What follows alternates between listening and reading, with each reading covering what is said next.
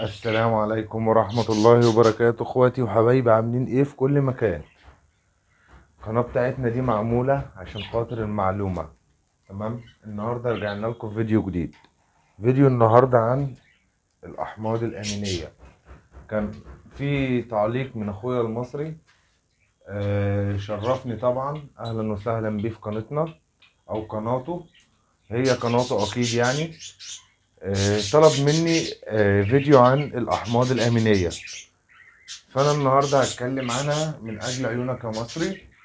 ان شاء الله اي حد هيكتب لنا في اي تعليق هو عايز ايه، هيلاقيني يومين او يوم او تاني يوم او في نفس اليوم بعمل فيديو عشانه. تمام. بسم الله الرحمن الرحيم. الاحماض الامينيه هنتكلم عنها. خلي بالك لازم تكون عارف، لما اقول لك الاحماض الامينيه ترد عليا على طول وتقول لي يعني بروتين. اول ما اقول لك احماض امينيه قول لي يعني بروتين. تمام. يعني بيخش في عمليات بقى التمثيل الغذائي. تمام. وبيدخل في تركيب الدم. تمام. وبيخش في عملية الهضم، وبيخش في تركيب العضلات، وبيخش في تركيب اللحم، وبيخش في نمو الريش. يعني بروتين كامل، مكامل الا وجه الله. بس البروتين دوت زي ما بقول لك بيخش في عمليات التمثيل الغذائي، بيخش في تركيب الدم، بيخش في عملية الهضم، بيخش في تركيب العضلات. يبقى انت عرفت الاحماض الامينية. اول ما اقول لك احماض امينية قول لي بروتين.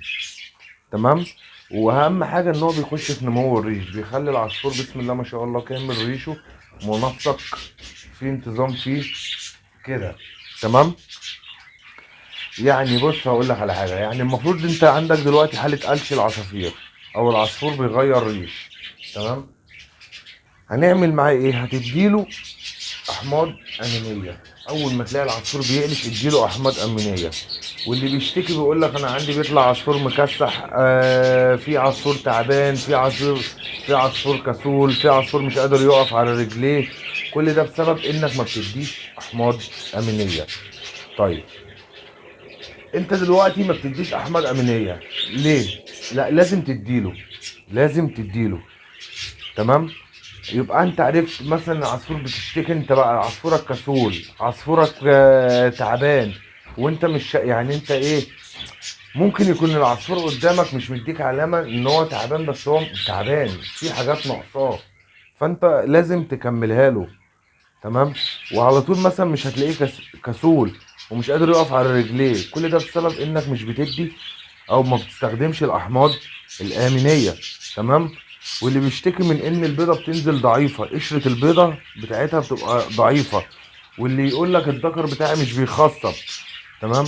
واللي يقول لك ان تاعي مش بتبيض غير على فترات، يعني مثلا بيضت مثلا شهر تقعد 3 4 شهور قبل ما تبيض. كل ده بسبب برضه انك ما بتديش احماض امينيه. يبقى انت عارف ان الاحماض الامينيه دي من اهم الشيء، الجدول اللي انت بتمشي فيه. طب هتحل المشكله دي ازاي؟ هتعمل ايه؟ المشكله دي ازاي هتعمل فيها ايه؟ بص، انا هقول لك على حاجه. انا معلش مش هقول اي اسم علاج بيطري علشان مفيش اي حد يزعل مني او اي حد يقول لي لا المنتج ده وحش المنتج ده حلو.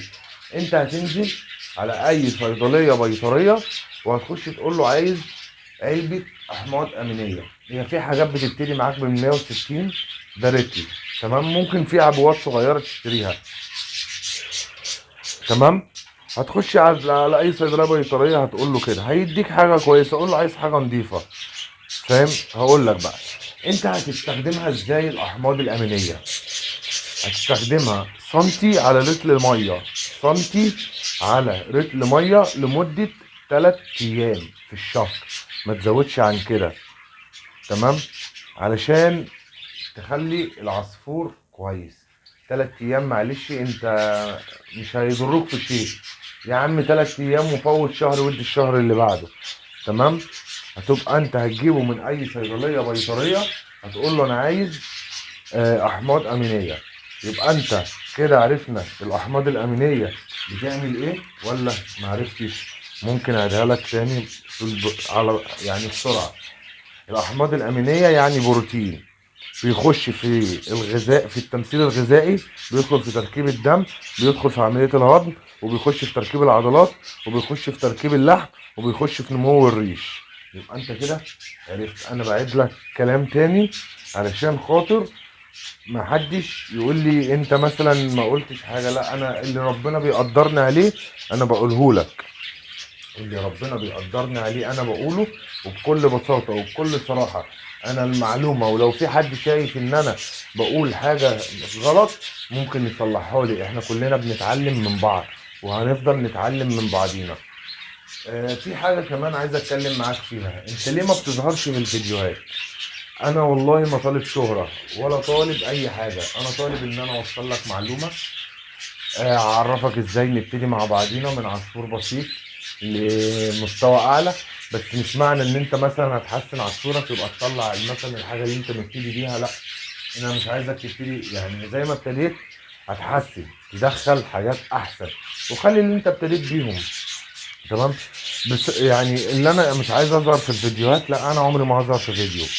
ليه؟ ولا اعرف اي حاجه، ولا بص حتى لو رحت صورت عند ناس صحابي، انا حتى كمان صحابي ولا انا عمري ما هظهر حد في الفيديو غير اللي حابب انه يظهر في الفيديو. عمري ما اعمل فيديو بسوق. ان انا مش طالب شهره، انا اللي طالبه ان انا اوصل لك معلومه بسيطه.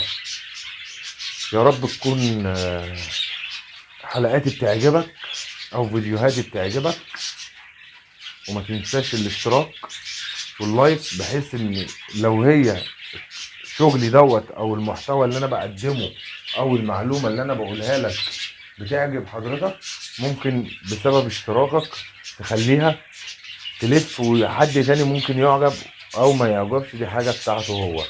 تمام. اهم حاجه انك تصلي على سيدنا محمد عليه افضل الصلاه والسلام. والسلام عليكم ورحمه الله وبركاته. وانتظروني في الحلقه القادمه. اديني يا مصري قلت لك انت هتعمل ايه في الاحماض الامينيه وازاي تستخدمها وايه فوائدها. سامحني ان انا ما قلتش اسم علاج علشان مش هينفع اقول اسم علاج. السلام عليكم ورحمه الله وبركاته.